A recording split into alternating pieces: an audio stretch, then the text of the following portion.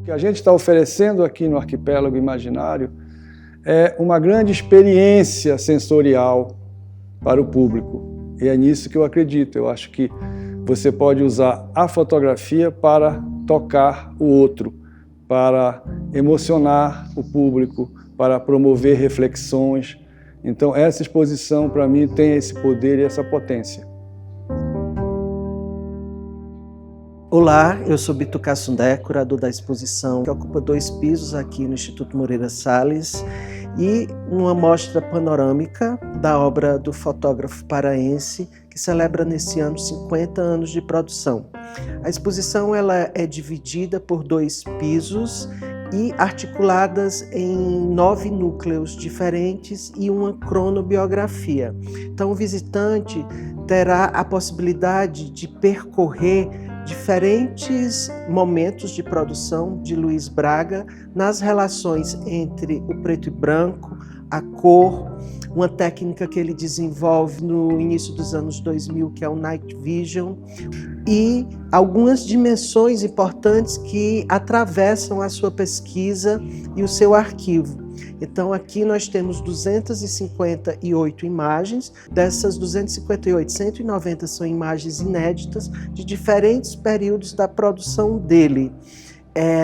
Não há uma relação cronológica no percurso, mas os núcleos ele acabam tendo essa dimensão mais porosa, transversal, com imagens de diferentes períodos.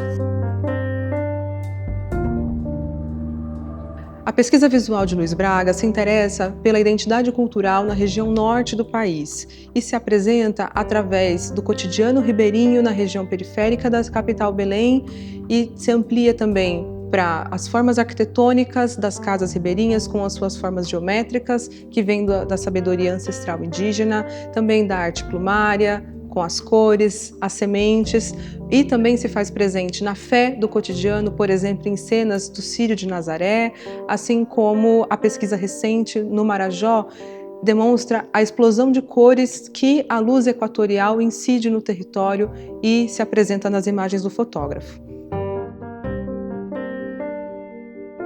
É interessante também, dentro da pesquisa, observar a dimensão do espiar na prática poética de Luiz e como isso também foi um partido da curadoria para a gente pensar a relação junto com a expografia e trazer dentro desses elementos expográficos a janela como um vetor importante para essa prática do espiar na relação do visitante com a própria exposição e com a própria obra.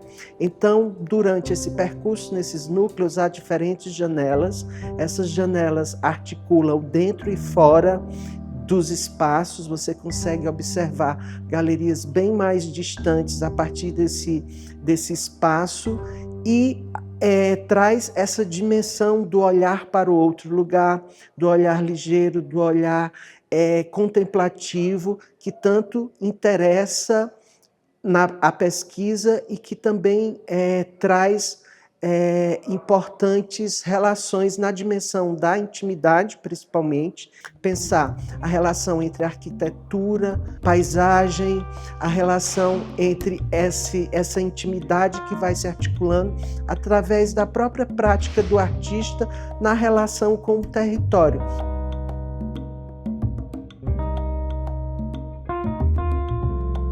Eu acho que essa exposição, Arquipélago Imaginário, ela é, na verdade, uma grande construção coletiva.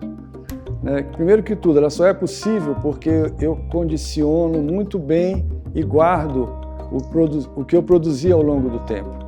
Então, desde 1975, quando eu comecei a fotografar, até hoje, tudo o que eu tenho feito é guardado, indexado, para que justamente permita que eu faça releituras, que eu visite e, por exemplo, os curadores foram até Belém, mergulharam nesse acervo e puderam de lá extrair uma série de imagens que sequer eu tinha visto ou prestado atenção.